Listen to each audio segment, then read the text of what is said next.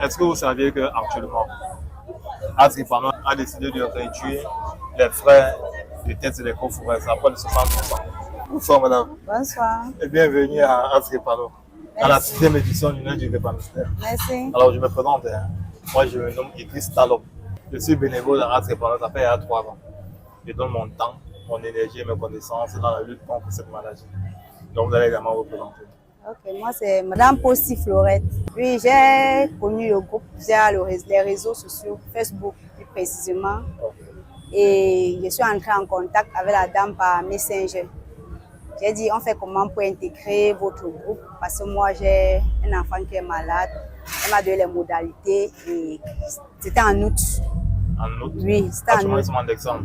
2 semaines après, elle m'a invité à As Noël. C'est quoi? As Drepa pour la rentrée scolaire. Ah, vous étiez là pour la rentrée scolaire? Oui, elle m'avait invité. Super. Oui, elle m'avait invité pour la rentrée scolaire. C'est où je suis venue. Elle m'a dit comment il faut pour intégrer le groupe. Elle m'a donné les modalités. Bon, j'ai dit qu'en janvier, elle va inscrire l'enfant. Donc, si je comprends bien, pour résumer ce que vous avez dit, c'est par Facebook. Oui. Vous avez pris connaissance de l'existence de Asripano. Effectivement. Compte tenu que vous avez un enfant qui est dans le système. Oui. Et l'enfant, il ou elle a quel âge? Elle a 14 ans. 14 ans. Oui. Super. Donc, beaucoup de courage. Beaucoup de courage. Donc, racontez-nous déjà le premier contact. Quand vous avez écrit, quand vous avez causé avec Asripano au téléphone, comment est-ce que le premier contact s'est passé? Quel est le ressenti que vous avez eu? Bon, moi, elle a juste écrit et puis elle m'a juste aussi passé son contact. Elle m'a dit qu'elle peut causer avec elle par WhatsApp. Et nous sommes directement allés par WhatsApp. Donc, régulièrement, on s'échange par WhatsApp. Donc, ça a été free, comment on dit ça? Oui, ça a été free. Il n'y a pas eu... Ok, super. Et quand vous avez pris acte du fait que votre enfant était atteint de cette maladie, comment est-ce que vous avez passé? Quelle était votre impression? Quelle est l'histoire? Comment est-ce que ça s'est passé avec l'enfant? Qu'est-ce que vous avez vécu de 1 an jusqu'à 14 ans? Comment est-ce que ça s'est passé? Non. L'enfant avait 10 ans. Quand on a découvert la maladie, il avait 10 ans. Il a commencé à avoir des crises anémiques, quoi. À 10 ans? Oui, à 10 ans. On disait, donc, ça a eu 1 an, 10 ans. Il n'avait pas de problème, À sa naissance, il était à 4 kilos. Wow. Il a grandi comme ça. Il avait son gros poids bien costaud. Il n'avait jamais eu de problème. Ouais. Jusqu'en 2001. C'est ça. Oui, jusqu'en 2000. Nous sommes en 2025. Oui, jusqu'en 2001. Dès que vous avez su que l'enfant était drépanocytaire, oui, jusqu'en 2001, il avait quel était votre sentiment? Ah, il n'arrivait pas à croire. Bon, pour moi, c'était un peu... Je ne sais même pas comment il veut dire.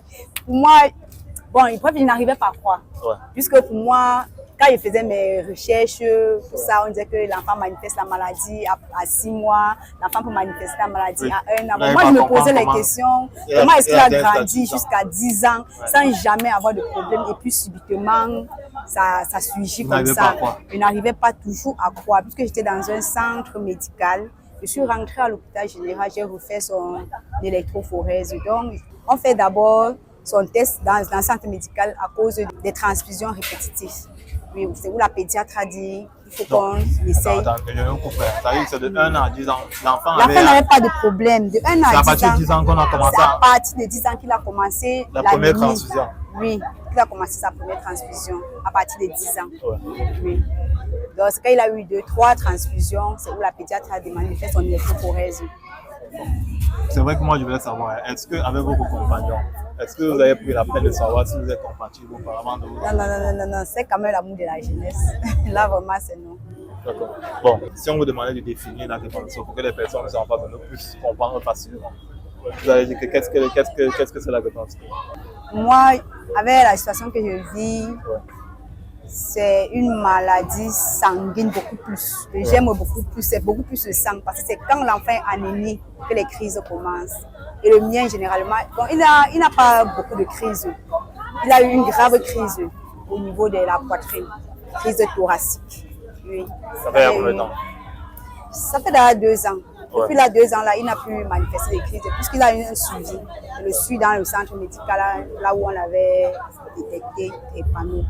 La pédiatre, là, on le suit après chaque 2-3 mois. Et quand ça ne va pas avec la santé, je cours directement à l'hôpital. Donc, ce qui fait que, franchement, il ne manifeste pas trop de crise. D'accord. Donc, si on peut retenir ce que vous avez dit, la drépanocytose C'est une maladie du sang. Oui, c'est une maladie du sang. Pour moi, c'est beaucoup plus une maladie du sang parce que c'est quand il y a l'anémie que les douleurs. Et comment ça se manifeste? Parce que c'est aussi important. Hein. On peut avoir un cas à la maison, mais on ne le connaît pas. C'est vrai. On marche partout. Comme chez moi, c'était beaucoup plus l'anémie. Et c'est toujours ça, même aujourd'hui. L'anémie. Donc, c'est pourquoi je m'appuie que c'est une maladie du sang. C'est beaucoup plus l'anémie, son problème. D'accord, je vois. Donc, comment est-ce qu'on peut faire pour prévenir la drépanocytose? Bon, ce qu'on peut dire aujourd'hui, c'est que nous autres, on a commis des erreurs. D'autres peuvent éviter.